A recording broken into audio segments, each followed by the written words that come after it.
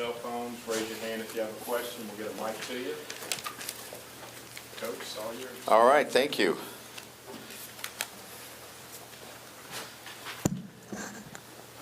Well, obviously, it's an exciting time.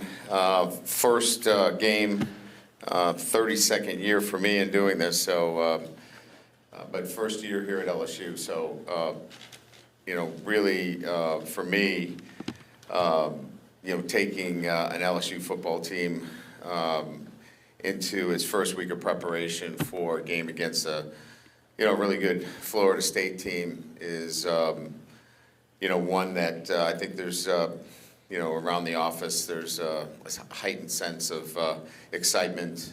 Everybody is anticipating a great week, and our preparation has been one where, certainly you want to see the culmination of your team come together and play outstanding football. So, this week will be certainly with the Sunday game will be a little bit different in terms of the days, but it'll be the same in terms of our process.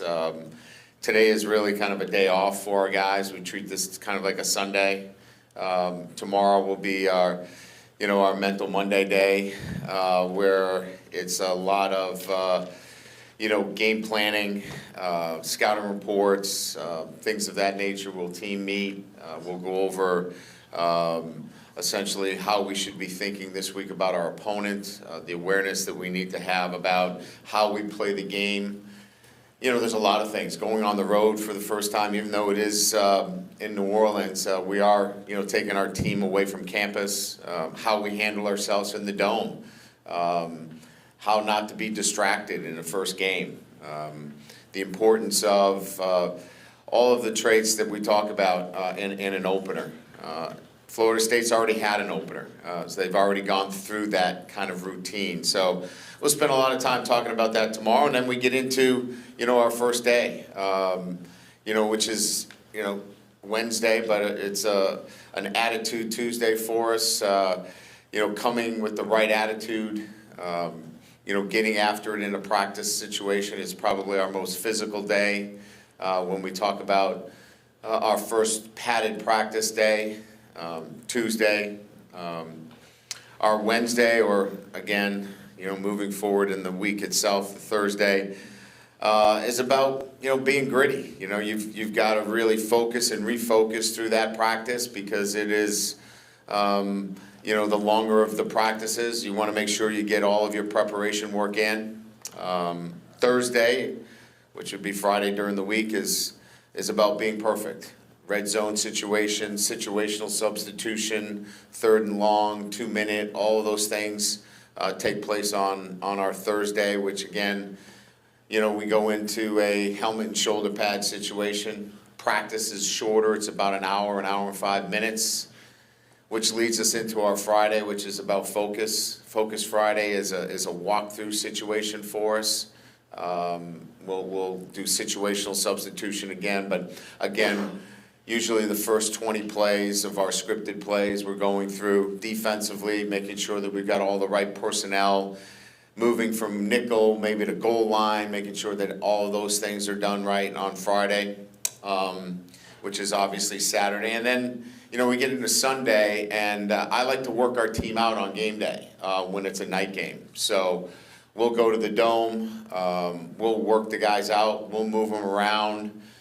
We'll work up a sweat in the morning, and again, I don't like to keep the guys locked up in the hotel room all day when we have a night game. So again, we'll go to the dome, get the sense of the surroundings. So again, we're not distracted and seeing the insides of the dome for the first time, and again, getting them moving. So we break the day up a little bit. Get back, we'll have lunch, they'll have some time off, pregame meal, and then ready to kick it off. So that's kind of an insight into the week, and then it's from there, successful Saturday, and then we'll assess everything on Monday and get right back to work, because as we know, it's a short week. So playing a a team that I'm quite familiar with, opened up against Florida State last year. Know Mike very well. Mike Norvell's done a really outstanding job in developing this football team. They're a disciplined group now. It wasn't the same group that we saw a couple of years ago. Last year they took us to overtime, the team that I coached last year, and it's a team that has some talented players. Defensively, physicality at the defensive line position, athletes at the second level and in the backfield. And then from an offensive standpoint, it starts at the quarterback position. And Jordan Travis, I think he's certainly, from my perspective, a great competitor, can make things happen. People use dual threat quarterback. He can throw the football, he runs, he keeps plays alive for him. He didn't have to do a lot of that on Saturday, but he's led by a deep and talented receiving core. And then, what we saw on Saturday was rushing for 406 yards. So that certainly gets your attention. Any team that runs for 400 yards, regardless of who the competition. And Duquesne had, some nice wins last year. They beat a really good MAC team in Ohio last year. So this is a team that, has a good program. So it'll be a great opener for us, and one that we're excited about. So with that, I'll open it up to questions. Hey, Brian. Good morning. Good afternoon. Since you were here in this room December 1st, meeting with us for the first time to now, how much have you gotten done that you want to get done? How ready are you? Do you always want more time? Sure. For an opener?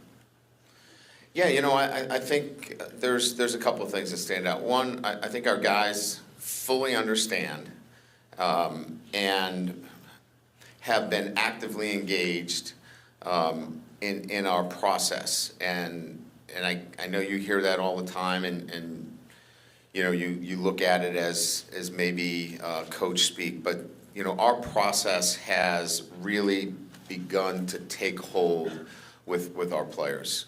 It's not for them. We're just throwing something against the wall and see what sticks. They know it's extremely intentional. Everything that we do, from checking their sleep patterns to what they put in their body to how we practice. And so that kind of total preparation, they understand that now. And so I feel really good about the fact that our team has understood and has really bought into the process of preparing themselves for this opener. There'll be other challenges along the way. We're going to have to stay, in our zone. There's going to be some challenges and some ups and downs that we're going to have to handle. But I feel good about it based upon where we've come from since December. Hey, Coach Brian Kelly, right here in the middle. Yes, sir. Last Tuesday, you said the competition between Jaden Daniels and Garrett Nussmeier was really close. You possibly will come to a decision by the end of the week and maybe Monday. Yes. Do you have an update on the quarterback battle? Yeah, we have. We've made a decision, but I'm not going to announce it publicly. And again, this is for the certainly I think everybody here wants to know who the quarterback is. I get that, but I think it's a tactical advantage for us not to announce it. So I'm going to hold that announcement because I think it gives us a tactical advantage for not playing. Look, Florida State played a game. That's an advantage for them, having the opportunity to play. The advantage for us is that we haven't played. And so it doesn't help us to give up any of our cards in that sense. So we're going to hold on to that card until game day. Brian Wilson, Alexander from The Advocate. The status of John Emery at this point, is he going to miss the first two games? Is there any change in that? Yeah, so I've spoken on this before, and that, John's done everything that would allow him to be in good standing in the football program, but, I have things that are out of my control as it relates to who I can play, and that's not something that I can comment on. Coach Andre Champagne, LSU. What do you think the key is going to be to stop Jordan Travis's run game? The key will be, obviously, playing great defense at all three levels, right? We just talked about their ability to run the football. If you can run the football that effectively, Jordan Travis can have a field day out there. So we've got to be able to stop the run, first of all, and be effectively, stopping the run. I think that is going to limit Jordan Travis, and if we can force him to be predictable throwing the football, that's going to help us a lot. As it relates to him in particular, he's a guy that you obviously want to box the edges with. You want to keep him inside the pocket. Once he gets outside the edge of your defense, he's extremely elusive, and he can create havoc. So I think from a defensive game plan, it's pretty clear that we've got to do a really good job against the run, which makes him predictable within the offensive structure. And then individually himself, we've got to keep him inside the pocket. Coach, over here. On Saturday, we saw Malik Neighbors was stressed out but not doing any drills. What is his status? Yeah, he should be good. I think today is another recovery day. I would believe that probably tomorrow he'll begin drill work. We'll be in a light drill work. But when we get into our normal routine of practice, he'll be cleared to practice. He had an ankle sprain. Coach, right up the middle. Yes, sir. You said something about last week about not deciding on the quarterback, unsettling the offensive line. But both quarterbacks are similar, I would assume, in their preparation and your play calling. Is Yes. that an advantage in that we're not really splitting much up? Yeah, there's some great similarities between the two of them in terms of what they're able to do. They both run extremely well. They both can make plays outside the pocket, and certainly we don't have to change the play calling. There's not a dramatic difference between the two when it comes to play calling. So you can imagine that, when we're talking about both quarterbacks, this is a 1A and 1B. This is not a 1 and a 2. And both of them, obviously are going to contribute this year. Coach, are you comfortable naming Damian Ramos as your starting kicker handling field goals, and then who will be handling kickoffs? Yeah, I think Damian Ramos is going to start at the field goal position and extra point. And I think we're still in the process of making a decision on kickoffs. It's extremely competitive there. We feel like that decision is probably going to be made here in the next 24 to 48 hours. Brody Miller with The Athletic. You've handled quite a few of these quarterback situations before. I guess what is your best strategy, I guess, for managing, say, whoever doesn't get the job, how to kind of keep them in the loop and engaged throughout the season? Well, I think in this instance, they're going to be, so engaged because they know how close they are to playing every snap. It's not going to be, put your helmet underneath the bench. You need your helmet on because I think that they'll be that engaged in the game itself. So this is a little bit different where, there might have been a clear difference in terms of how, and I think answering the question earlier is that we're going to be natural in the ability to kind of flip to the next play with the next quarterback. This isn't that you have to turn over your play sheet and go to, Jaden Daniels play calls or, Nussmeier, game plan. It's one and the same. So I think that in itself keeps you so engaged in what's going on. Ryan on your right in the middle. Matt Moscona, ESPN Baton Rouge. How does opening with Florida State a year ago help or assist in your game planning this week? There's a new offensive and defensive coordinator for me. It's a whole new team. I don't know that it really helps as much as I can give and lend a little bit more, to our coordinators. I meet with our coordinators, daily, so I can give them a little bit of insight in terms of, what they're about and how they play the game and what they're looking to do on offense and defense. But that's about it. Other than that, this is a whole new operation for us relative to coordinators and the football team in itself. Scooter Hobbs, Lake Charles, American Press. How long have you known who the starting quarterback will be? How long have I known? Probably 48 hours. It's been that close. Yeah. And does it annoy you at all that Florida State got that tune-up game in? No, not necessarily. I think there's some pluses and minuses there. Like I said, I think we've got the advantage that they don't have any film on us. You've got a new head coach. You've got new coordinators. You know, that in itself, there's the uncertainty of them knowing what to expect. You know, so there is a bit of a trade-off there. Hey, Coach, Steve Schneider, WAFB. Continuity on the offensive line, obviously important every game, but for this first game, avoiding negative plays, whether it's penalties or missed assignments, put you second and third and long.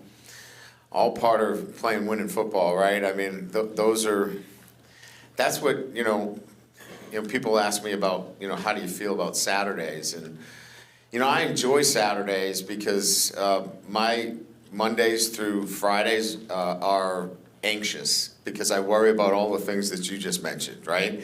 And when I worry about those things, those are the things that we talk about every day in practice. And we stop practice if we see those things crop up, right? And then you just got to go play. And you hope that your preparation, not hope, but know that everything that you do from December on has addressed that. And that goes to winning. And so, yeah, all of those things are on my mind. But once you get to Saturday, you've got to go play and know that what you just mentioned, all those little things, they go to winning. And if you're doing that, you're in for a long day.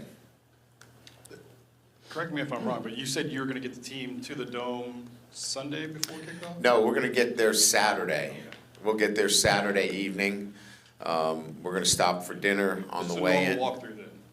Yes, yeah, we'll stay there Saturday evening, and then Sunday we get up, we'll have breakfast, and then head over to the Dome. And then you don't bring them back? No, they come back to the hotel. Okay, so that's the first I've ever heard of that. Most teams do it in their ballrooms or whatever at the hotels. You're going to have a lot of night games here. Is that something that? Yes, we'll work out. That's why I brought it up. I brought it up so you knew what our routine was. We will leave the hotel. We'll come to the stadium. Let's say it's, you know, an evening game here. We'll leave the hotel. We'll come in. We'll work out in the stadium, and we'll go back to the hotel. Yeah. Coach, over here to your right, Ed Daniels, WGNO New Orleans. Coach, are you a fan of these neutral site games, and will you encourage the university to have them as part of the menu moving forward? You know, I think each one of them needs to be looked at, you know, as a standalone. I think it's important to look at New Orleans as a site because of our fan base. I think we need to look at areas where we have strong fan bases and consider, you know, those as neutral site games. I did them quite regularly where I was last year, and certainly the fan bases rallied around those. If we feel like those can sell out those venues and make it feel like a home game, you have to decide to give up a Tiger Stadium game. That's a hard thing to do, right? Because of, you know, what this stadium does for a home field advantage. So that's a calculated decision, but going to New Orleans certainly makes sense to me. Over here, Brett Martell with AP out of New Orleans. When we first started practice, you remember you talked about how there wasn't a lot penciled in relative to, you know, last 10 years in coaching. And I'm wondering now, if you, beyond quarterback, are there certain key starting rules, whether it be the offensive line or the secondary, that you would be comfortable discussing today and the rationale behind some of those decisions? Sure. You know, I think that, you know, the offensive line has been one that, you know, the linchpin to the decision at the offensive line started and ended with the center position. once we felt comfortable with Garrett Dellinger at the center position, everything else was able to fall into place. And when I say comfortable at the center position, the ability to call out fronts, the ability to feel comfortable snapping the ball, and then executing his technique. There's a lot going on there, and here's a guy who hadn't played the position. So, that's a big ask. Guy coming off of surgery, not active in the spring. He did an incredible job. To place all of that on him and be demanding. Some of you were at the practice. I was pretty demanding on him.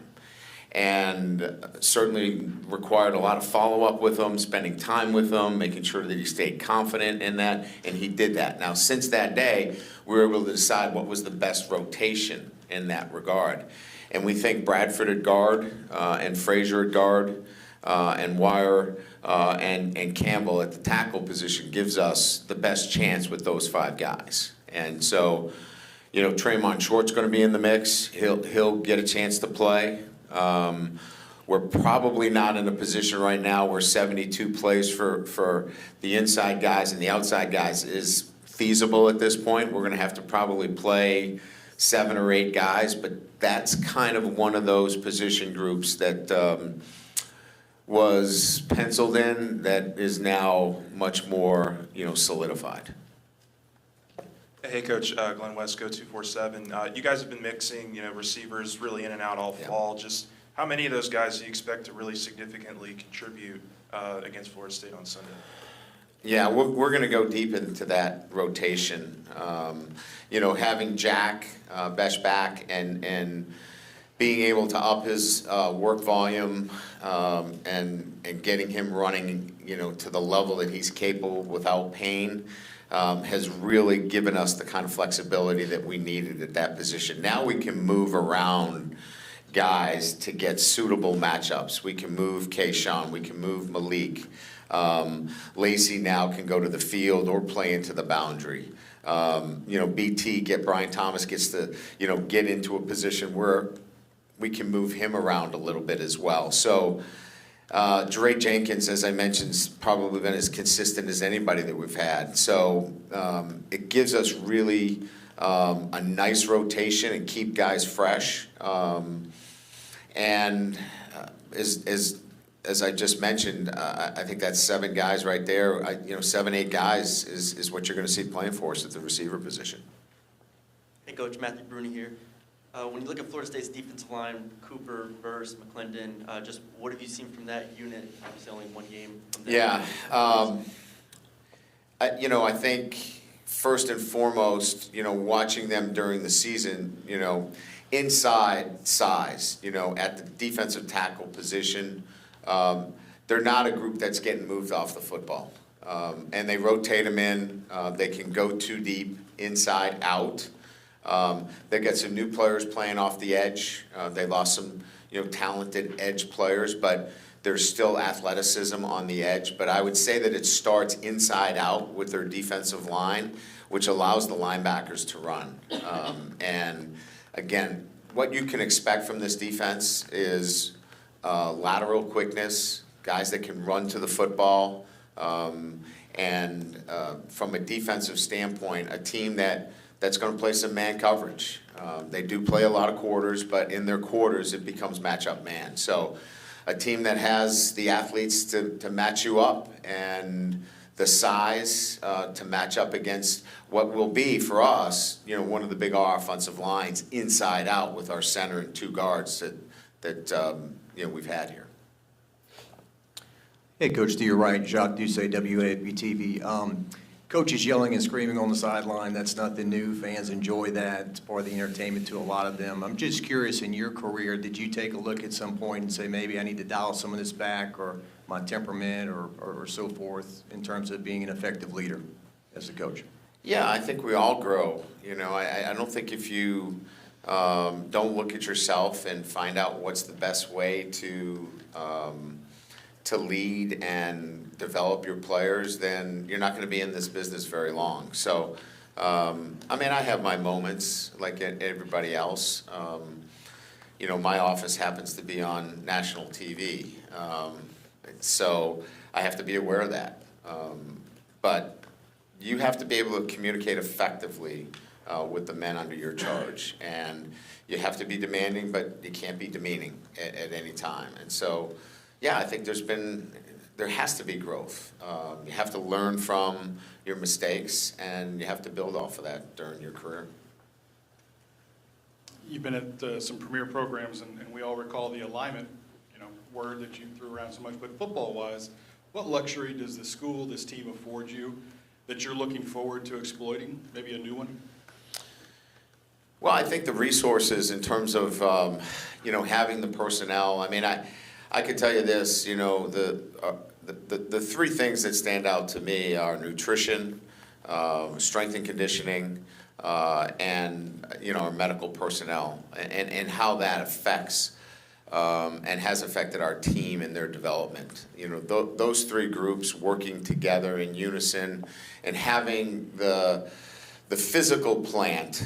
And when I say the physical plant, the nutrition center, the weight room, and then the facilities necessary in nutrition, to bring all of those three groups together to service and serve our student athletes.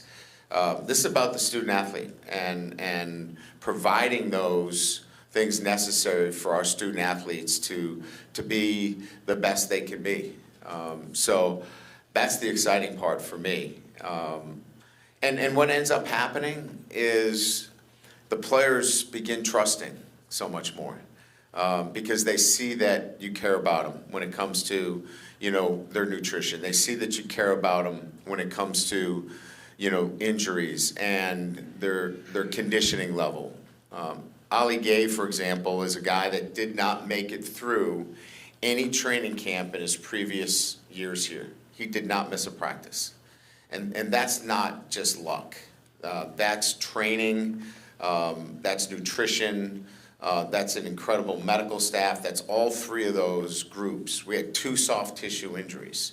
And I'm here not to, trumpet the, LSU way as much as to answer the question on how those 3 groups in particular and having the resources necessary provide for the student athlete. Coach, you got time for 2 more, Matt? Coach Underwright, if I could ask a quick follow-up to that one. Is this as healthy a team as you've had coming out of camp, number one? And does the lack of experience at place kicker maybe alter strategy on Saturday? We got a week left. Coming up to this point, Corin Norman, obviously we lost him to an ACL, so I never want to exclude somebody when they've had an injury, and, because it hits back on you later. Coach, what about me, right? But it is, from an injury standpoint, this has been a great camp. I mean, it's got to be graded out from that perspective, and it has a lot to do with the way Coach Flint and Dr. Friggs and Bo have developed this team, and then our players, and their commitment's been outstanding. So yes to that. You know what? When we make a decision on the kicker, we're all in. We're all in on. We're not going to change the way we operate the game and protect anybody. We're gonna look. I like to use analytics in the game. We'll have somebody with an analytic book, just so everybody knows. So when we second guess the head coach later, you guys can, and that's your opportunity. And you're right to do that. But I use the book, and sometimes I use my gut. And answering the question is that you can't do that and then go away from it when you have a kicker out there and you're afraid of him. You got to let him kick. Coach, you've emphasized the importance of being multiple on defense. Florida State had 2 running backs on every play. 3 of them kind of carried the bulk of the ball. How much does that impact your defensive plan, or do you think that was largely because of the conditions and the rain?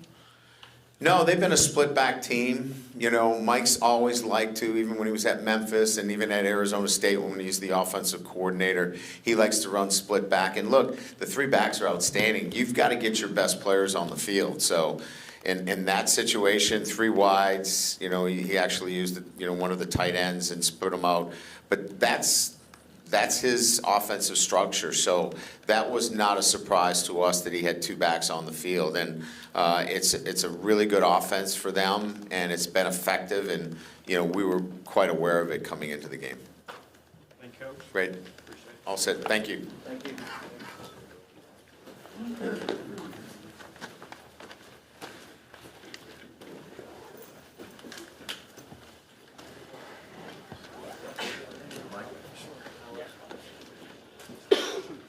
What'd you say, Robert?